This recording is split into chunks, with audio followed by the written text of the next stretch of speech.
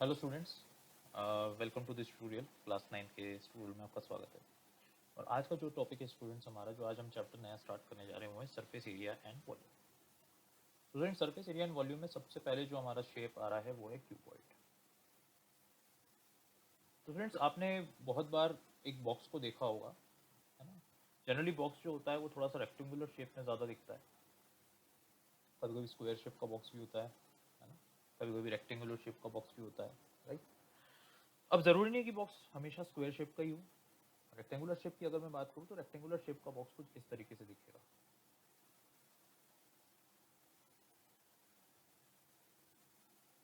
Right. तो ये 3D box मैंने आपके सामने मैं बना रहा हूँ। इसमें अगर आप देखेंगे तो रेक्टेंगुलर बॉक्स कुछ ऐसा दिखेगा, राइट। सॉरी। अब अगर आप ध्यान से देखेंगे तो इसमें आपको एक साइड तो ये दिख रही है, मैं थोड़ा कलर चेंज कर देता हूँ तो आपको इजीली समझ में आ जाएगा। एक ऊपर की जो साइड है वो ये दिख रही है, नंबर 1, राइट। एक ये जो वाली जो साइड है ये नंबर 2, राइट हैंड साइड पे, है ना। बेस है आपका नंबर 3। फिर एक जो बैक वाली साइड है वो आप देख सकते हैं, नंबर 4। लेफ्ट हैंड वाली जो साइड है ये नंबर 5, राइट। और ये जो सामने मुझे साइड दिख रही है ये नंबर 6, राइट। और ये सारे क्या हैं? ये सारे रेक्टेंगल है। अभी हम बस के सिनेरियो लेके चल रहे हैं, ये सारे क्या है? हमारे रेक्टेंगुलर शेप्स हैं, रेक्टेंगुलर स्ट्रक्चर्स हैं। तो रेक्टेंगल की स्टूडेंट्स एक बहुत ही ईजी प्रॉपर्टी होती है कि रेक्टेंगुलर में लेंथ, रेक्टेंगुलर के जो डायमेंशन होते हैं वो लेंथ होते हैं और ब्रेड्थ होते हैं। तो अगर मैं रेक्टेंगल 1 की बात करूं तो रेक्टेंगल 1, है ना, रेक्टेंगल 1 का जो डायमेंशन है ना, वो क्या होगा? लेंथ और ब्रेड्थ। अगर मैं इसको लेंथ मान रहा हूँ, इसको ब्रेड्थ मान रहा हूँ और इस पर्टिकुलर लाइन को मैं हाइट मान रहा हूँ, तो ये भी मेरी लेंथ हो गई, ये मेरी ब्रेड्थ हो गई, ये मेरी ब्रेड्थ हो गई, ये मेरी लेंथ हो गई, ये मेरी नीचे लेंथ हो गई, ये मेरी ब्रेड्थ हो गई, ये मेरी हाइट हो गई। ये पीछे का अगर आप स्ट्रक्चर देखेंगे तो ये हाइट हो गया। इसको अगर आप ये वाली लाइन को देखेंगे तो ये हाइट हो गई। तो आप देखेंगे 4 आपके लेंथ हैं, 4 आपके ब्रेड्थ है ना। तो अपने को इस प्रॉपर्टी पे जो है नहीं फोकस करना है, हमें ये फोकस करना है कि हमारे पास रेक्टेंगल कितने हैं। तो अगर रेक्टेंगल की मैं बात करूँ तो मैंने बोला था कि 6 रेक्टेंगल है। तो रेक्टेंगल 1 की अगर हम बात करें, जो मैंने रेड साइन से डिनोट किया है, रेड उससे डिनोट किया है, तो रेक्टेंगल 1 का जो एरिया है वो कितना होगा? Length into breadth. तो हमारा जो मेन मकसद है वो इस पर्टिकुलर शेप को पढ़ने का ये कि हमें इसका टोटल सरफेस एरिया चाहिए। तो ये जो सरफेस दिख रही है आपको, इसका टोटल एरिया कितना होगा, ये हमारा मोटिव है मेन पढ़ने का। क्या मोटिव है हमारा? कि हमें इसका टोटल सरफेस एरिया चाहिए, क्योंकि हमारे चैप्टर का नाम है सरफेस एरिया एंड वॉल्यूम। तो अभी हम वॉल्यूम की बात नहीं करेंगे, अभी हम सरफेस एरिया की बात करेंगे। तो total surface area of a cuboid. तो इसके लिए हमें क्या करना पड़ेगा? हमें सारे रेक्टेंगल का एरिया निकालना पड़ेगा और सबको प्लस करना पड़ेगा। तो अगर रेक्टेंगल 1 की बात करूं मैं, तो रेक्टेंगल 1 का एरिया कितना हुआ? Length into breadth. रेक्टेंगल 2 की बात करूं अगर मैं, रेक्टेंगल 2, रेक्टेंगल 2 का एरिया कितना हुआ? आपको दिख रहा है रेक्टेंगल 2? यस, इसमें हाइट है उसका पैरामीटर और एक ब्रेड्थ है, राइट। तो कितना हुआ? Breadth into height. Similarly rectangle 3 की अगर मैं बात करूं तो again length into breadth. Rectangle 4 की अगर मैं बात करूं तो रेक्टेंगल 4 क्या हुआ? Length into breadth. Sorry, rectangle 4,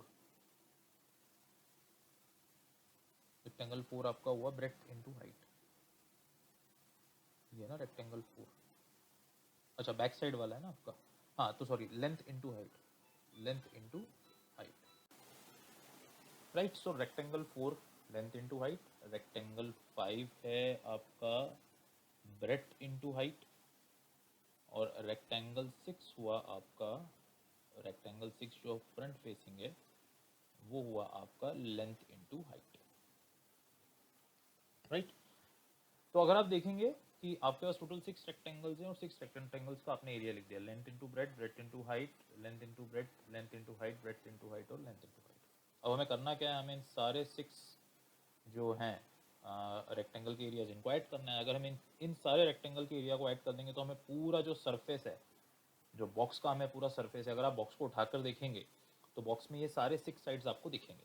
तो ये पूरा बॉक्स का जो सरफेस एरिया है ये हमें मिल जाएगा, राइट। तो यानी कि हम क्या करेंगे? Length into breadth plus breadth into height plus length into breadth plus length into height plus breadth into height plus length into height. तो जब हम ऐसा करेंगे तो हमारे पास फॉर्मूला क्या आएगा, हमारे पास एक इक्वेशन क्या आएगी। मैं इस रेक्टेंगल 6 के एरिया को भी थोड़ी देर के लिए रब कर रहा हूँ। तो हमारे पास फॉर्मूला आएगा twice of length into breadth plus twice of breath into height plus twice of length into height. तो मैं 2 कॉमन निकाल सकता हूँ, तो मेरा फॉर्मूला क्या हो गया, length into twice of bracket में length into breadth plus breadth into height plus length into height. तो ये है मेरा total surface area of cuboid. Simple, ठीक है। तो हमने सारे रेक्टेंगल्स को अलग किया, सारे रेक्टेंगल्स के एरिया को निकाला based on the dimension, dimension के हिसाब से हमने एरिया निकाला, उन सबको प्लस करा और हमारे पास फॉर्मूला क्या आया, twice of length into breadth plus breadth into height plus length into height, है ना। लेंथ इंटू ये एल इंटू बी जो मैंने यहाँ लिखा है, इसको मैं एल बी भी लिख सकता हूँ, है ना। तो वही चीज़ मैंने यहाँ पर नोट जॉट डाउन करी है। ये बी इंटू एच को मैं बी एच इस तरीके से लिख सकता हूँ, है ना।